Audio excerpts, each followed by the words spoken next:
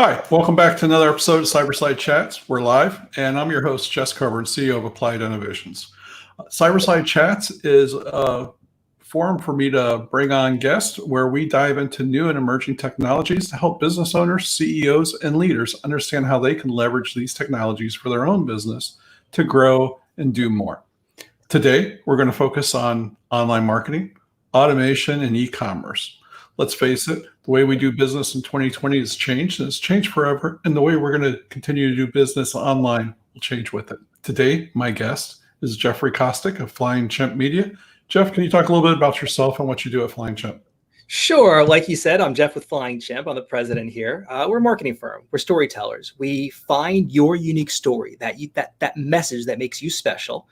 And then, of course, what good is a story without an audience to hear it? So we help create that story, and then we find that audience. So what does that look like? Well, websites, search engine optimization, social media, a lot of those online tools, but there's also offline tools. So one size doesn't fit all, and kind of we handle all of that from video through completion. Thanks, Jeff. So Jeff, your company's been around for a while now, and you've been doing online marketing and all of this for quite some time, right? I have. How's it changed over the last few years? Over the last few years, I think the biggest change over the last several years is in the social front. I mean, I think the rise of video can't be denied. I mean, certainly Facebook's algorithm has really sort of changed how and what displays. And so video social is the biggest thing. In fact, at kind of social media world in February, before a lot of this started happening, that was the primary topic that was kind of trending through the entire social media world, was the rise of video. Obviously, technologies change, technologies evolve, but when you look at marketing from the whole, from kind of a macro level, storytelling hasn't changed. Good content and good creative is still good creative and good content. And so how we tell that story is like subtly changes over the years. So you talked about content and how content's kind of changed. Have the requirements for content really changed when it comes to search engines and, being found on the internet? I mean, well, the requirements haven't changed. I mean, again, search engine optimization and SEO haven't really changed substantially over the last 2 years. The biggest change that we've seen recently is the rise of local, okay, and the Google My Business philosophy and the kind of the local search listings. So for those of you who are watching or listening at home, it's those map listings. When you get first you get the paid listings, those are the AdWords, the Google pay-per-click. Then the next step is you get those local listings. So, you'll see your local pizza places. So you'll see one ad there, and then you'll see 3 more, and then you can kind of click to see more. And then underneath that was what we'll call like the traditional SEO listings, or the SERP listings, or organic listings. There's a lot of terms for it. And I think that rise of local is the biggest change. The content itself hasn't changed. I mean, certainly 15 years ago when everything was meta tag driven, well, we're way past that, but we've been way past that for a while. And so the classic kind of techniques that we've been using for years, they evolved slightly, but the core principles haven't changed dramatically other than the local stuff. I got you. So local's really been a big push along with social and video. Sure. And ultimately the social video part, obviously, since social has a major part in SEO, that obviously has had to kind of integrate there as well. Well, while we're talking about social and video, does it make sense for businesses to promote on Facebook, B2B business specifically? Well, the answer is it depends. Certainly today, with what's going on in the world with COVID and a lot of people working remotely, Facebook's and all the social channels traffic is way up. So the answer is absolutely today, there's no question. Whereas it's more so today than even if it was a year ago, okay? When a year ago, less relevant, okay? But there's 2 ways to think about how you advertise on social and how you promote yourself on social. One is the classic sort of just, publishing content. And the other is the advertising model.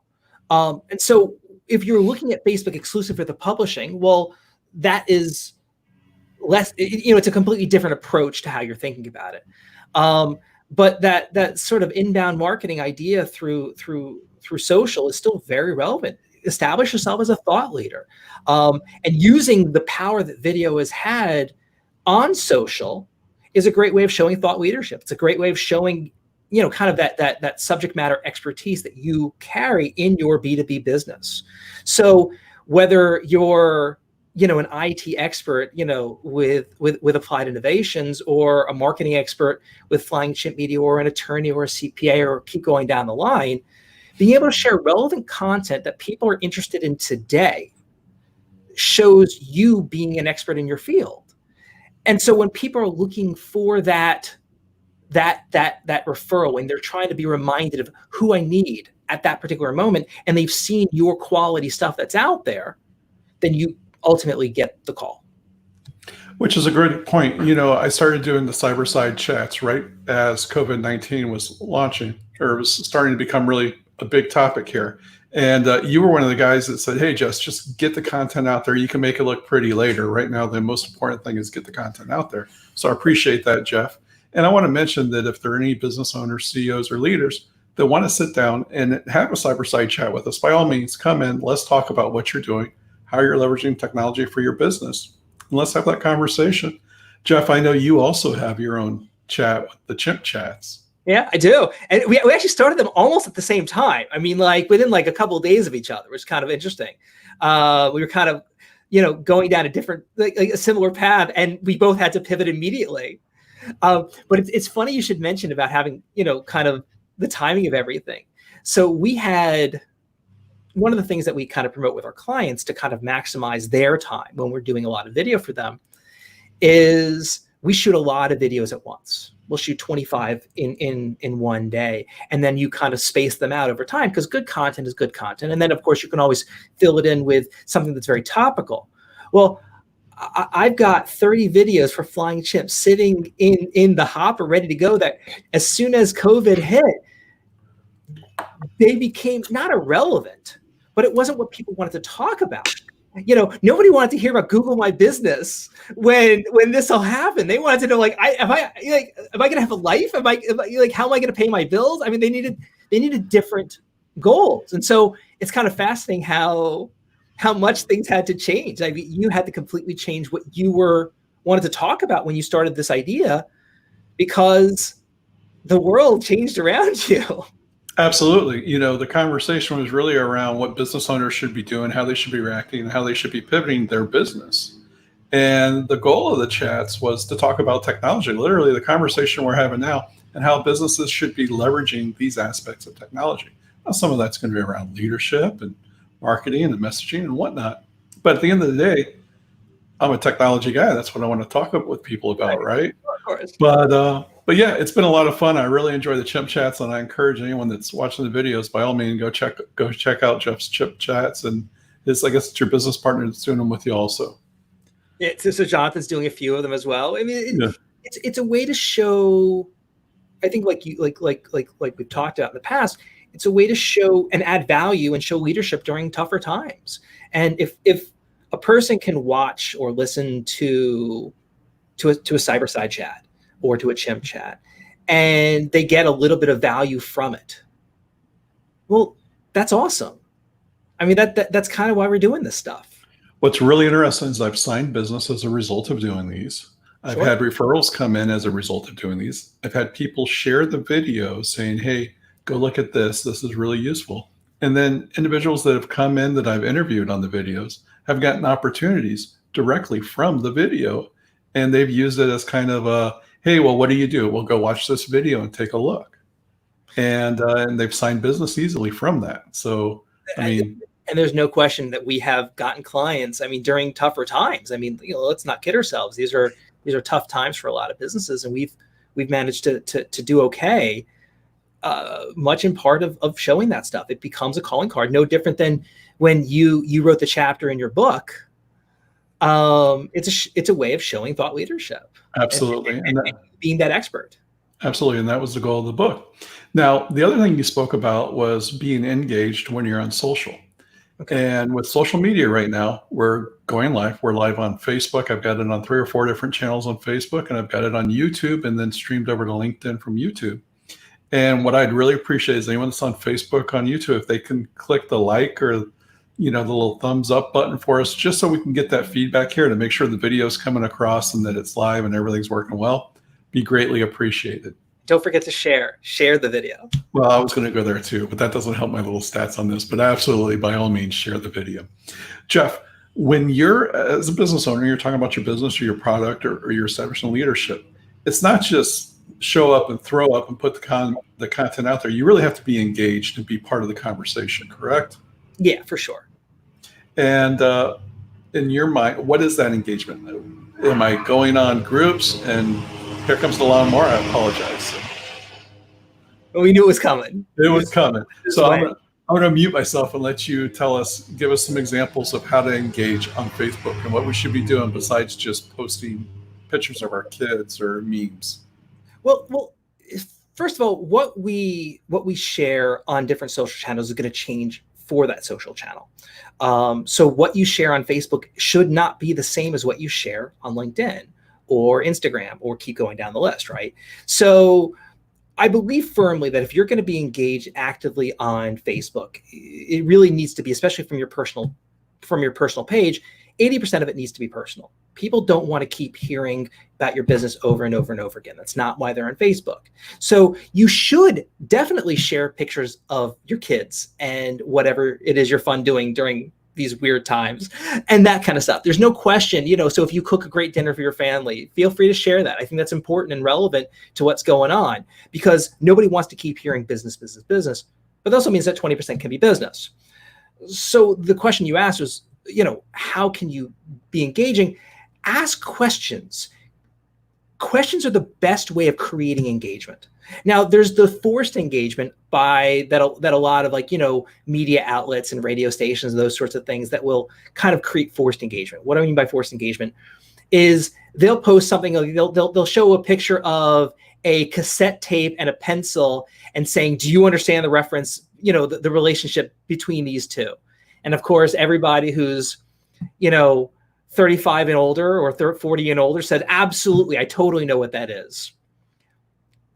And that's how to kind of create that forced engagement, because obviously engagement is important for the purposes of continuing your post on Facebook, right? Because of how the algorithms work, how much gets showed to your audience.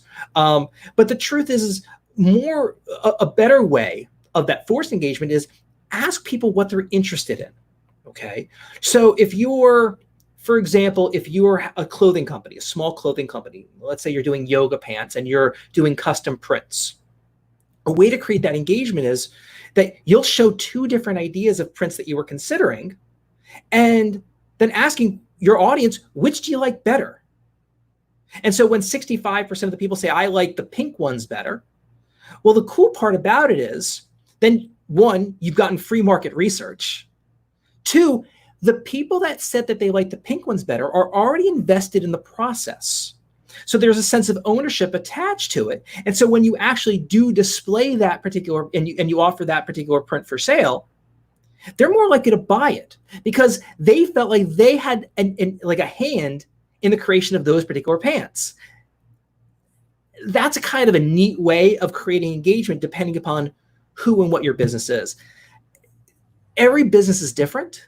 So how you're going to create that engagement is going to change. It's a little harder when you're in a more of a technical field like IT or marketing, where it's a little harder to kind of ask those questions. But other areas, it's amazing to ask those questions. That's great. I appreciate that, Jeff.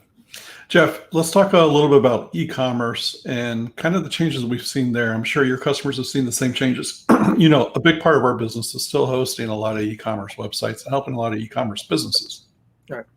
And what we noticed was that when Amazon started slowing up shipments and making PPE the priority over, getting your coffee shipment or your gadgets, a lot of those shoppers went back to the merchants' websites and bought on the merchants' website as opposed through Amazon.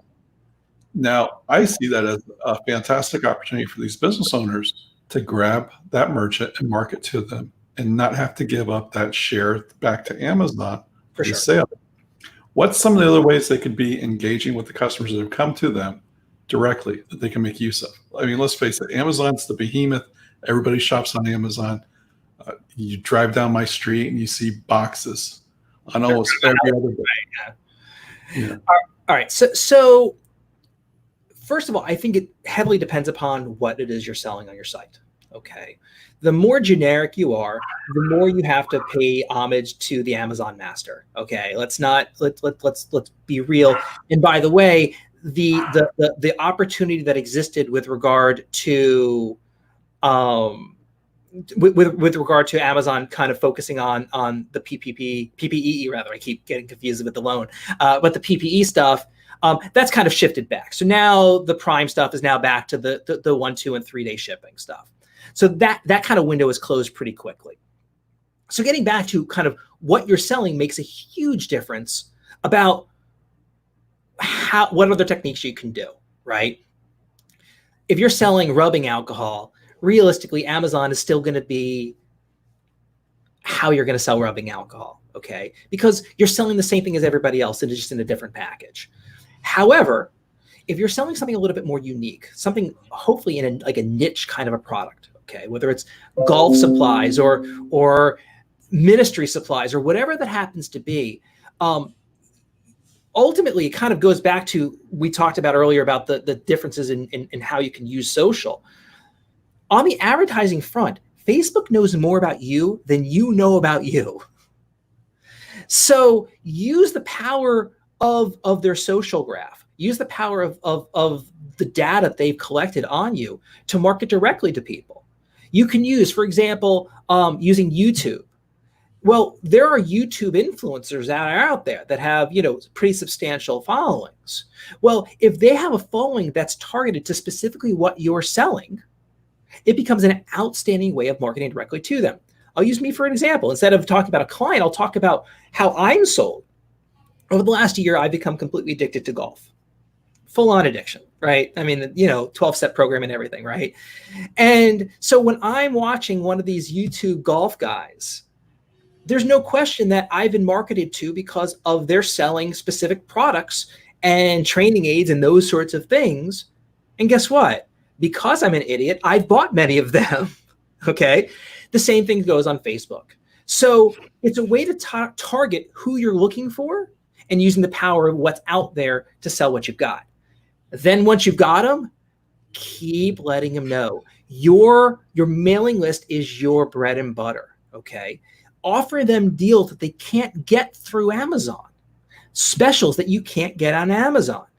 So using, we were talking about kind of camera equipment before we went live, so if the camera distributor said, hey, you can get 2, memory sticks for your camera for the price of 1, you can't get that deal on Amazon. Well, all of a sudden, that's kind of a neat deal. You've gotten them to their website, and all of a sudden now you're going to start bouncing around and you might get other features for your camera. So they can use the lost leaders in the mailing list to help get traffic in. It's kind of old classic retail, just in an online setting. So it's going after the influencers, going after social media. That's really the recommendation. Well, it's not even. So when I say going after the influencers, it's advertising through what they're selling. So you don't have to get Kim Kardashian to sell your product. But if Kim Kardashian has a channel, advertising on her channel that you're advertising a new beauty supply or a new whatever it is that people, I'm not keeping up with any Kardashian right now, so I just used up all the information I had on her. But ultimately, it's a way to kind of go through that. So when I'm looking at and watching one of these golf videos on YouTube, trying to improve my swing, which is not helping, I'm still struggling.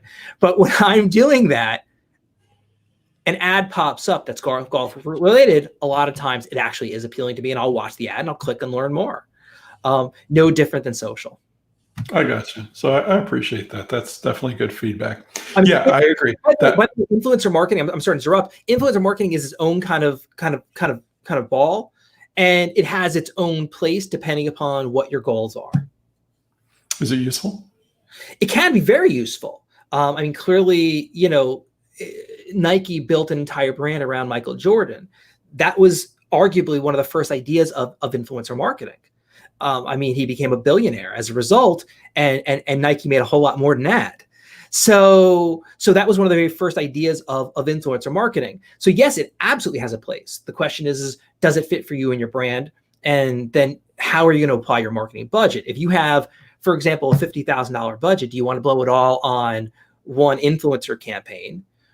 Or do you want to spread that over a period of time and go after a little kind of more trickling stuff? Your budget's going to help dictate the best path of getting you the best results that you want. So you talked about inbound marketing earlier and said that that's still there. Are the tools still the same? Is the technology still the same? Well, the technology evolves, but the whole idea of inbound marketing is just basically content driven, right? Whether it's SEO, whether it's social media, whatever. It's all about the content. So in my opinion, quality content has never gone away. Quality messaging 100 years ago was quality messaging today. Great positioning statement, whether we call them positioning statements, taglines, or now purpose statements, the concepts are similar. So if your message is strong, then inbound is fantastic. If your message is weak, it's not going to matter what you do because your marketing's weak. Gotcha.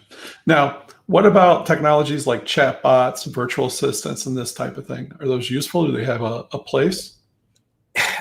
I think they're overblown today, personally. I don't think it's there yet. I think that the upside of them does not outweigh the downside, because I think they become very frustrating for people in a lot of ways. And so when they can't get the answers that they want, they become even more frustrated by the situation. Consider the fact that when you've called into tech support and you get someone in Kuala Lumpur who doesn't really know what your problem is and can't appreciate and can't really solve your problem, it becomes escalating more frustrating for you. Or think about when you've called, pick your poison, Comcast, and you get bounced around through automated attendant to finally get to somebody who really can't help you. How frustrating is that experience? Realistically, the chat box are sort of a digital version of that.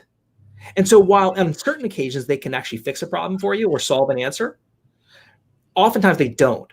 And I think the negative that you get from that and the loss of customer is worse than the upside of the rare occasion that it does work. So I have a slightly different perspective on it. You know, one of the things, we use chat live, or we use chat on our site. We've been early advocates of chat for help desk support, done it for, 15 years probably. And what we found is that people tend to be more comfortable on chat as opposed to the phone. They tend to go after the phone or the chat because they get that instant response and they can work on the problem together right there, as opposed to email where they got to check, did he reply? Did he reply? Did he reply? And what I've found is that just by having that questionnaire up front, a lot of times the customers are going to put that in, what's your name? What's your domain? What's your issue related to? And by using a chatbot, we're able to make sure we get that information. And it's not so much that I expect the bot to fix the problem. I expect the information to be there for the customer so that he knows what's going on. And he doesn't, oh boy, one moment. Mine just rang too. It's okay. That's what and that's probably a support call, right? But one of the things that it does for us is that it's going to shortcut that information gathering. Because whether you're going to spend 10 minutes on the phone with someone going, what's your account number? Okay, what's your secret password so I can let you in? And if you can get that information right away, it's going to make it easier and more efficient for the agent to help you and streamline your process. On the sales side, I'm torn on it, frankly. I think that there's an opportunity to qualify leads. If you get the information that I can't find on your website quickly, fantastic. But realistically, I want you to move me onto a person pretty quick. And I think that's sort of what my point is. I was kind of addressing it more on the sales and marketing side. I'm less torn, frankly. Now, I do like the ability to have live chat if it's manned by a human being. And it's manned by a human being that is relevant. On the support side, I can definitely see the value. Obviously, that's not what I usually work with my clients on. But on the sales and marketing side, if it can be manned by a human being that can truly address the questions that I have, then it can be incredibly powerful. But the AI style stuff, I can't get there. I can't, not yet.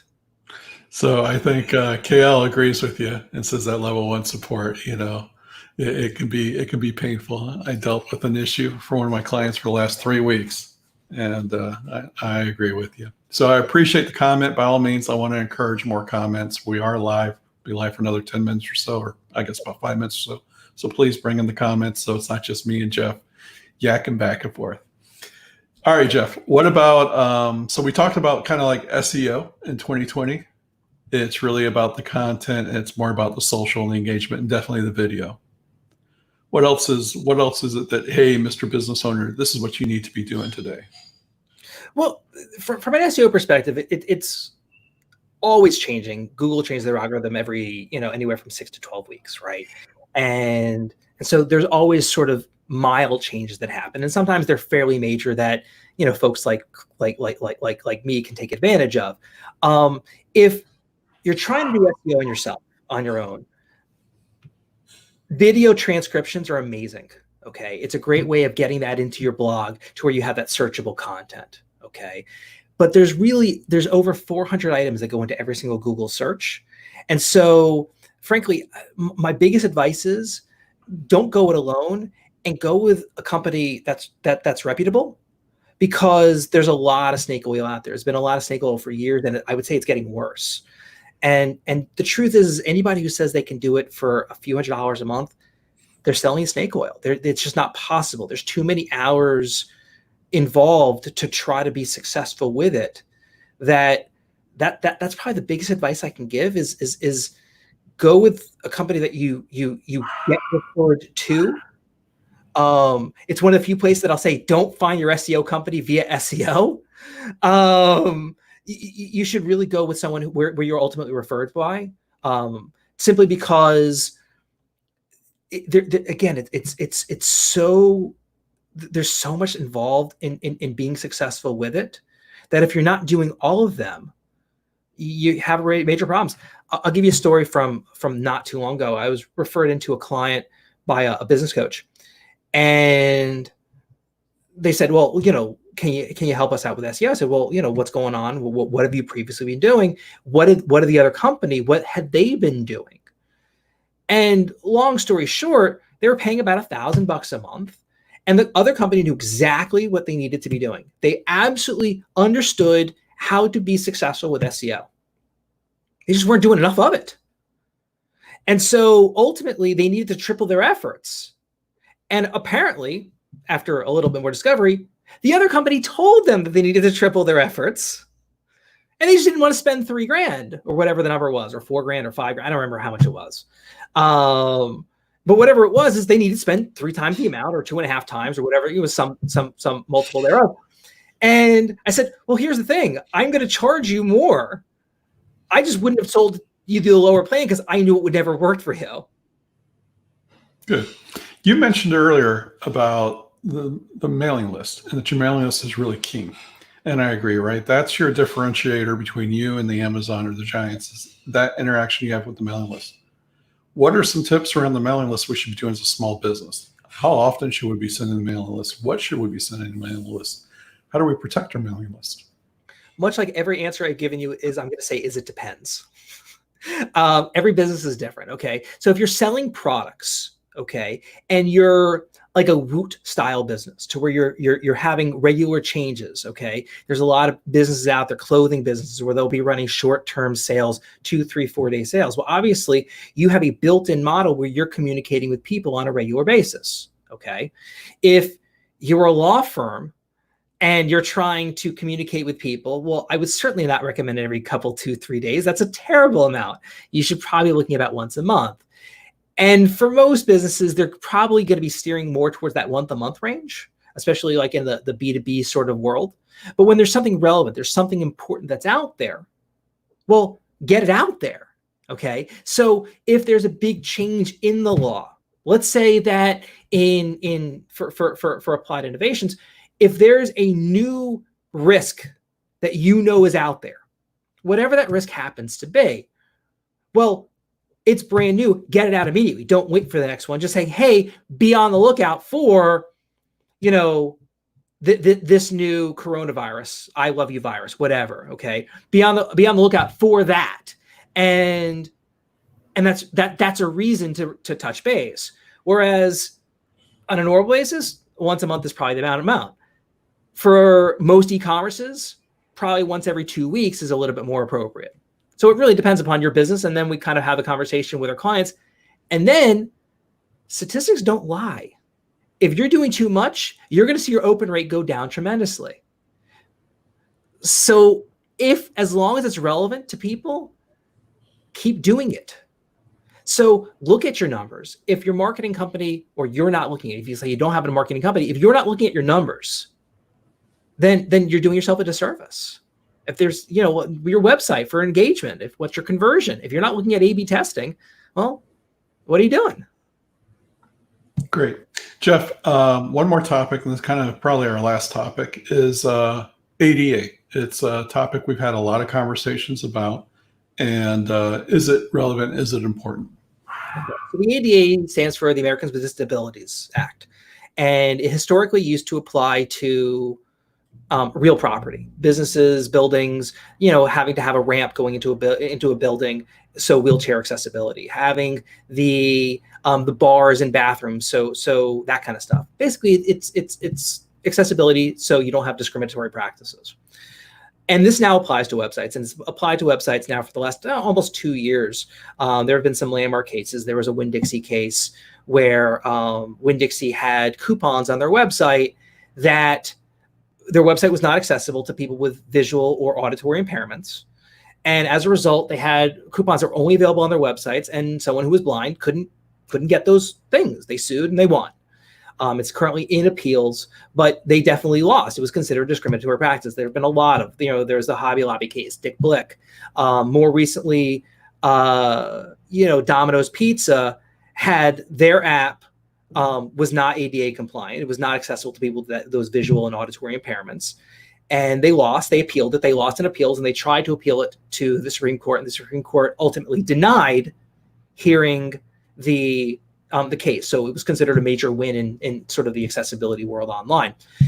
So that's one side, is one, purely protecting your business is a major thing. Okay. The second is it's good business to be inclusive.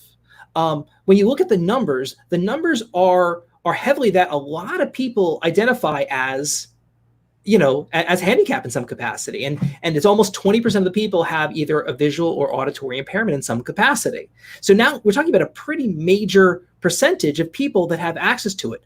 Furthermore, as our internet users age, okay, one of the fastest rising segments in internet usage are your baby boomers. Well, a lot of baby boomers, it's depending upon the statistics you look at, over 50% of baby boomers have some kind of disability in some capacity. Well, that starts to matter when you look at inclusivity and as far as just being good business. So one is the protective side of it, and two is the sales side of it. And the one bit of advice I would give to anybody watching and listening is there's a lot of lack of understanding about what constitutes an accessible website. Putting a plugin on your website does not actually do anything. It does not protect you. I've spoken to business litigation attorneys. It does not offer any bit of protection from not being sued. It offers no advantages to those who have these disabilities. You really have to use the WCAG sort of compliance. We use the WAVE tool as one of kind of the early metrics. The WAVE tool by the WebAIM initiative, which is Web Accessibility is in Mind, is a good kind of rule of thumb, because really what you need it to do is it needs to be accessible by someone using a screen reader, like the Vox screen reader or something like that.